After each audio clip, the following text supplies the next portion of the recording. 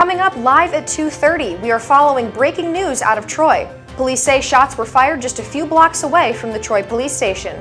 Plus, the Northeast engulfed in flames. We'll give you updates on how to stay safe and if the raging fires show any signs of stopping in the near future. And as Donald Trump prepares to take office, he's also started filling his cabinet. We'll update you on some of the big names he's chosen so far, including one name close to home. And Siena College took to the stage performing its adaptation of Guys and Dolls. We'll let you know how their 3-day stretch panned out. SCTV live at 2:30 begins right now.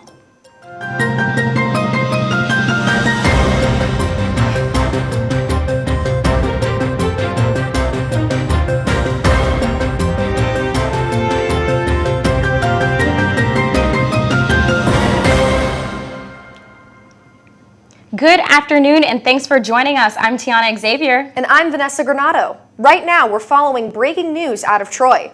Police are investigating reports of shots fired.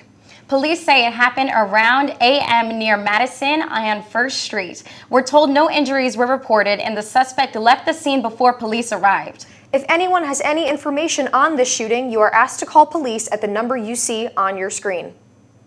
We're also following new details on the Northeast wildfires. Firefighters are working to contain the fires across the state of New York and into New Jersey. The fire is 90% contained in Passaic County, New Jersey, and 88% contained in Orange County, New York. This comes as more New Yorkers are forced to leave their homes. SCTV, Brian Abel has more. New York City taking action this week as it sits in the second longest rainless streak on city record. Mayor Eric Adams announcing a drought warning for the city for the first time in 2 decades, urging people living there to conserve water, take shorter showers, and don't run water while brushing your teeth. If we pull together and save water together, we'll be able to ride this through. The drought also creating conditions ripe for fire. The fire risk is high and the fire risk is real. Right now, the region is battling a new outbreak of wildfires, including New Jersey, where Monday night homes were yards from the danger before fire crews established a containment line in time. And New York City officials saying more than 270 households were evacuated Sunday night from the already established Jennings Creek fire, one of the largest in New York in the last 30 years. Burning about 5,200 acres so far. Meanwhile, the West Coast bracing for a bomb cyclone, bringing flood watches and blizzard warnings. The major system will likely drop a stream of moisture up the West Coast. In Washington, heavy snow is expected. Seattle expected to see significant rain, while Northern California could see high winds and significant flooding. The strongest risk coming Thursday. In Washington, Brian Abel reporting. Siena College is putting on the first musical since the launch of their theater program with a show called Guys and Dolls.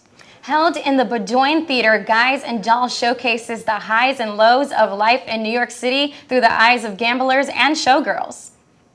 Yeah, as an alumni myself and a current employee, coming back and seeing everyone in the crowd, it means the whole world. You know, it's the reason we've been working hard for 2 months and over. It's the reason we've been coming to practice late, waking up early, and putting in the work for this. It's to put on a show for these people. So to see the community in the crowd tonight cheering, laughing, and just having a good time means the world to us. With a cast filled with current and former Saints, the show celebrates the Siena theater community. You can purchase tickets to see the show through the Siena website or at the Foy Hall box office. Siena also held their International Food Fest in the Saracen Student Union this past weekend. The event was put on by Siena Nightlife and the International Student Association and serves as an annual celebration of diversity on campus. Attendees had the chance to sample bites from all around the globe. The celebration is held every fall semester. The Black Student Union, Asian Student Association, and Latin Student Association came together to put on an Enchanted Forest Formal. Held in the Saracen Student Union, students were given the opportunity to dress up and socialize. So this event is organized by the Black Student Union, the Latinx Student Association, and the Asian Muslim Association, and we all just came together to create a formal for this year where like freshmen and even just students of color, minorities on campus can come together and like have a space where they have that community, but also just have fun. All the dance moves and fun from the night were on full display. The event ran for 3 hours. The Siena Student Events Board hosted a trivia night in Casey's last Thursday. Students had the chance to win prizes like Stanley mugs and Siena bookstore merch. The opportunity for students to test their knowledge and claim bragging rights made the event a fun night for all who attended. The School of Business lecture series came back this past Monday. Speaker Adam Mastriani of the class of 2007 spoke to students about the leadership in the world of healthcare. He is the Surgery Center Administrator of HCA Healthcare. The next speaker in the series will be Andy Cavo, a specialist in cybersecurity. With election season officially over, President-elect Donald Trump has started building his cabinet as he prepares to take control of the White House. Some of the notable names he's selected so far include Robert Kennedy Jr. as the Secretary of Health, Marco Rubio as the Secretary of State, and the New York State's Elise Stefanik filling the role of United Nations.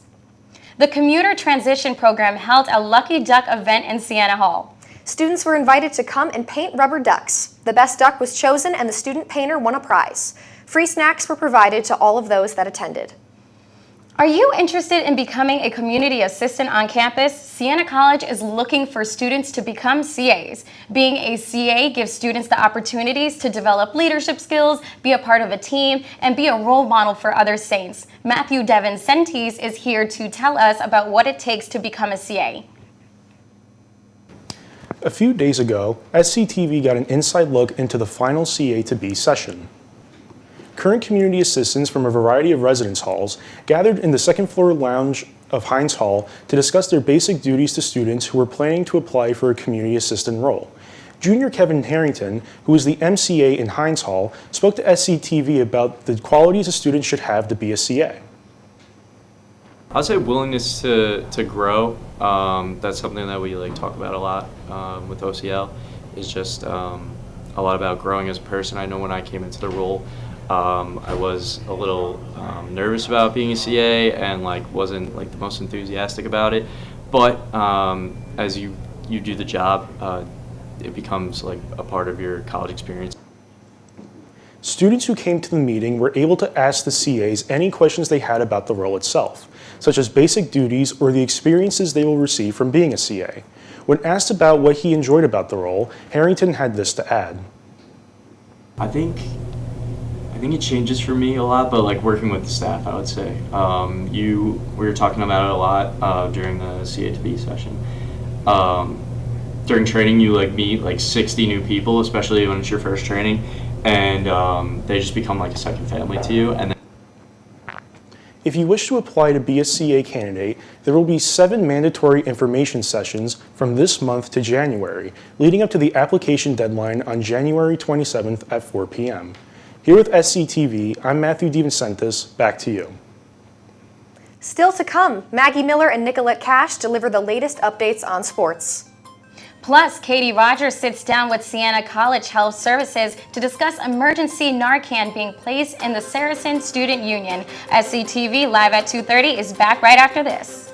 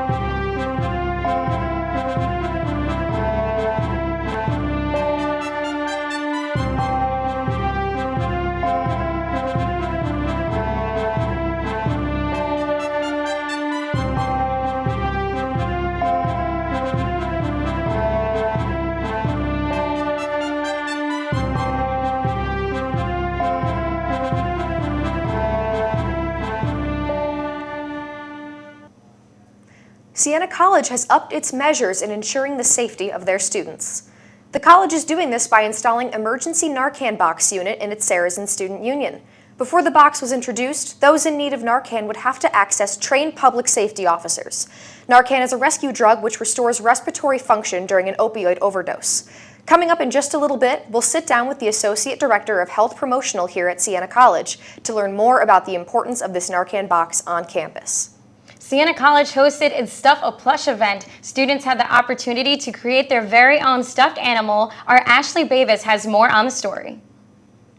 Going to college doesn't necessarily mean growing up. The Siena community embraces childhood wonder with a Build-A-Bear inspired event that is always a success. They call it Stuff a Plush. The event took place the evening of Thursday, November 7th in the SSU. Students waited in a long line out the door for over an hour before anything was even set up. All that camping was worth the wait though, as the students were ushered in to find their new little friends.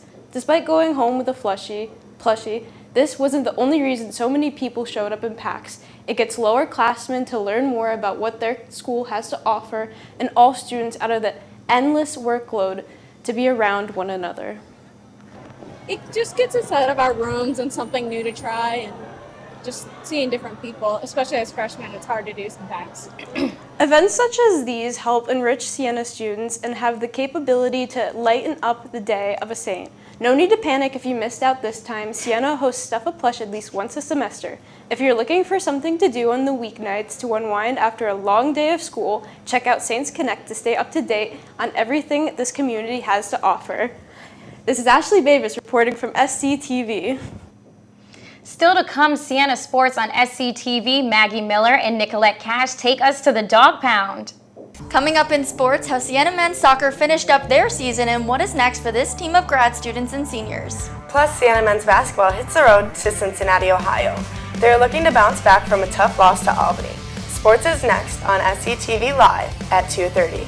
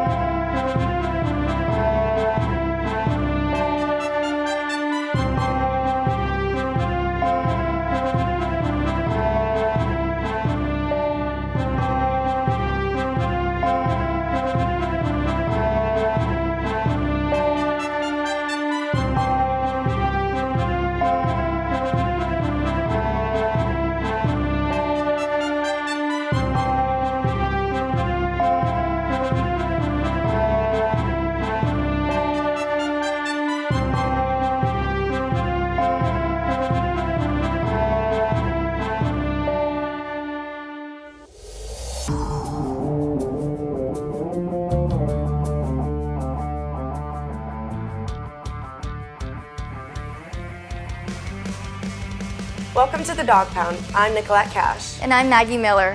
Up and coming for the Siena men's basketball team, Siena looks to move on from their loss at the Albany Cup. Later on tonight, the Saints take on Xavier in Cincinnati, Ohio. Siena currently has a record of 3-1. The Saints will look to their captains to lead them against the Musketeers. In the Albany Cup, Marcus Jackson had 17 points until he was taken off the court due to a rolled ankle. Brennan Coyle and Major Freeman each had 11 points. These three key players will have to step up again tonight against Xavier. These two teams have met 3 times in the past. Each time, Siena has lost to Xavier. Check out tonight's game to see whether the Saints can bounce back. Switching gears, it's the end of another remarkable season for Siena men's soccer. The Saints made the semifinals for the 2nd year in a row as they traveled down to Lawrenceville, New Jersey last Thursday to play their MAC rivals from Ryder, where sadly their season was cut short. Now, Nicolette, the one thing we can take from this remarkable group are the amount of graduate students and seniors who will be moving on from this team next season. This 2024 season roster consisted of 8 seniors and 3 grad students. This holds key players such as midfielder Zach Gardner, who played in 18 games with 4 goals and 1 assist. Then you have grad student and midfielder Cole Heller, who has played on this team for 5 years, who has also had 4 goals on the season with 2 assists. But don't count this team out yet. They still have units such as freshman Dren DeBruna and junior Mario Navarro Perez, who will help round out this team in the coming 2025 season. Switching gears to the NFL, the Bills topped off the Chiefs 30-21 on Sunday. Josh Allen's impressive game put him in a prime position for MVP. There was a tight race between Lamar Jackson, Jared Goff, and himself. Allen worked alongside James Cook to score most of the Bills' points. Cook rushed up the sideline past the Chiefs' defense into the end zone for his first touchdown. This put the Bills up 6-0 in the first quarter. His second touchdown wasn't as easy. Cook had to push through the Chiefs' defense this time, through the wall and into the end zone to celebrate. Curtis Samuel was wide open at the 10-yard line, spinning just staying on his feet, running right in and easy to put the Bills up to 22-14. Allen not only threw touchdowns tonight, but he also rushed one himself. Allen turned on the burners and into the end zone to boost the lead with 2 minutes and 17 seconds left in the fourth. The Bills have a bye week this week. The next time they take the field will be December 1st against the 49ers. The Ravens travel to Pittsburgh to play the Steelers in an AFC North showdown. In this game against the black, white, and gold, Ravens quarterback Lamar Jackson only threw 16 completed passes with his attempted 33. While getting 1 touchdown under his name, he would also throw an interception. The Steelers' defense had a stellar game when it came to stopping the Ravens' offense. Drives and pressure forced Baltimore's great offense to crumble under pressure. The Steelers would go on to win this 18-16. And in Monday Night Football, the Houston Texans hit the road to take on the struggling Cowboys. Joe Mixon would find the end zone 3 times and rush for over 100 yards as the Texans coast to 34-10 victory. The Cowboys have lost 5 straight. That'll do it for sports. I'm Nicolette Cash. And I'm Maggie Miller. Vanessa, Tiana, back to you. For the first time since 2005, Iron Mike Tyson stepped into the boxing ring. His last fight took place about 24 years ago when he faced off against heavyweight Kevin McBride. This time, he took to the canvas against Jake Paul. The match was supposed to happen earlier this year, but Tyson postponed. The fight went on for 8 rounds. Paul won by unanimous decision. On the way, SCTV's Katie Rogers sits down with the Associate Director of Health Promotion, Kathy Dockham, to discuss the installation of emergency Narcan in the SSU. We'll be right back.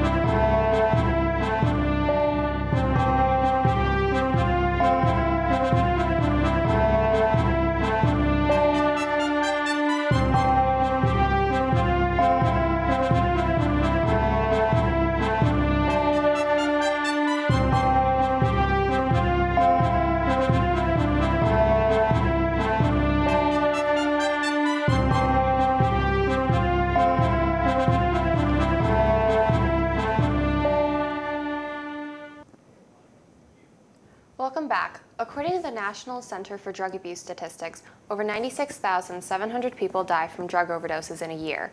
However, with life-saving care and medicine like naloxone, which is more commonly referred to as Narcan, this number could decrease. Siena College's Health Promotions Department is doing their part to combat the issues of drug abuse. While Siena's campus crime statistics show no drug law arrests over the campus from the past 3 years, the surrounding area has shown that the Albany County opioid overdose death rate was higher than the rest of the state. Today we have Kathy Dockham, the Associate Director of Health Promotion, to talk more on Siena's new Narcan housing unit in the SSU. Thank you so much for being here today. Thank you for having me, Katie. Of course. So just to start off, can you explain why you think it's important for Siena College to address drug abuse issues if there haven't been any drug-related arrests here on campus? Great question. So with the absence of reported arrests, doesn't necessarily mean that there isn't some sort of drug abuse happening in our larger community or here on campus. So having Narcan on campus, it's a life-saving resource. It's just another way that we can be proactive, we can preach harm reduction, and really just keep our Siena community safe. So Narcan now, it's a lot different than it was, a couple decades ago. You'll go out to communities, Narcan housing units are in libraries, community centers, a lot of other college campuses and universities across the state now have them. And so we were reached out by the Albany County Department of Health, and they said they had this Narcan housing unit, and we really wanted to take advantage of that opportunity to be able to install that. Again, just knowing that if we have access to this life-saving resource, we want to make it available to our Siena students, and we want to be able to educate them on how to use it. Hopefully they never have to, but again, it's just another resource, another tool that we can provide the Siena students. Of course. And how does your department, the Health Promotions Department, educate students about the risks of drug abuse? Sure, we do a lot of different ways. So we partner with different entities, organizations, and clubs across campus. So for example, this past Monday, November 18th, one of our nursing 410 classes identified that they wanted to do a wellness table addressing alcohol education, drug education, and also helping us let students know about the Narcan box on campus. So they tabled for a couple hours in the Sarah's and Student Union. They reached over 130 students in one opportunity to be able to spread some information. So those are great examples.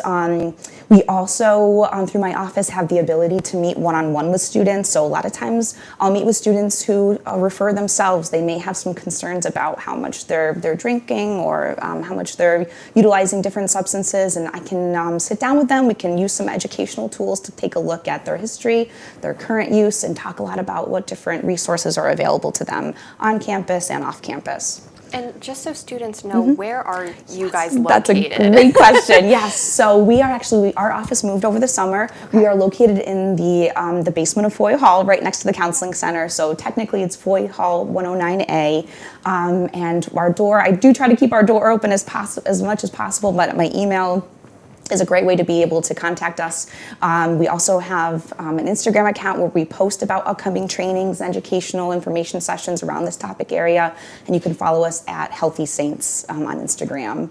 And so, for example, we just had last Friday, we had a trainer come in and offer a Narcan training. So we were able to train 12 Siena community members, faculty, students, and different staff on how to be able to use Narcan. And again, just as another way to be able to help support and educate folks on campus about this life-saving resource. So I'm sure a lot of people don't really know how to use Narcan. Would you mind kind of just giving us a step-by-step demonstration of how to use it? So as a reminder, the Narcan housing unit that we have is located in SSU right next to the KeyBank ATM. And the housing unit holds 8 of these boxes. In each box, you receive 2 of these nasal dispensary tools, Narcan units. And so the first thing you want to make sure that you only utilize this on someone who is not responding. You see someone, you suspect it may be an overdose, and and you try to revive them, they're not being responsive. The first thing you want to do is obviously contact, if you're off campus, 911. If you're on campus and you're utilizing this, you want to make sure you call the public safety 24/7 number. And it's very easy to utilize. This is just a little demo kit. So you pull it out, you assess that they're not responding, you roll them onto their back, and you take this and put it up a nostril, and then just plunge this little button down here, and that will administer 1 dose of Narcan. You do that, they are not responding, you wait 1 to 2 minutes, you can re-administer another dose of Narcan. At that point, hopefully that public safety has arrived, 911 is there, you really need to kind of, be able to update them on the situation. They may have to unfortunately start CPR. Perhaps at that point the Narcan has hopefully worked and that person is kind of coming back to consciousness, but at that point you'll have 911 first responders to be able to help kind of guide you through that. And so each box also has step-by-step directions. So if you're in the moment and you can't remember, it's clearly labeled there. There's also going to be some additional upcoming trainings that we'll supply or have on campus in the spring as well. So, great. Yeah. Thank you. And just one last question. How does this effort through Siena help the surrounding community? Sure. Well, Siena students are part of the local community. They're out there doing internships, they're working, they're volunteering. And so I think by educating and empowering our students with this kind of life-saving tool and the ability for us to talk about the risk of drug abuse, we're hopefully informing Siena students on how to be able to live a healthy, fulfilling life, which will ultimately help them become really contributing, partners of their community. But by carrying Narcan as well and being educated in how to utilize it, a Siena student very much in the work that they do in the community may someday save the life of someone who has overdosed. So again, we hope that no one ever has to use it. But if you do carry this with you, I carry it with me now everywhere I go. And you may have to, you can really save a life someday. And so we just want to continue to educate students about its availability and upcoming trainings on how to use it. And there's a bunch of resources through our health promotion office. If you ever have any follow-up questions or any concerns, we can always help students get connected to on and off campus resources. Thank you so much. This is seriously so amazing, and I'm so glad Siena is now offering this. Thank you so much. Yeah, thank you. And if you want to watch this full interview after the show, you'll be able to find it on the Siena College Communications page YouTube channel. You can also find the interview on the SCTV Instagram page at sienacollege.tv. Make sure you follow and subscribe while you're there. Still to come, we'll tell you about an endangered species at Yellowstone National Park who's overcoming adversity. SCTV is right back after this.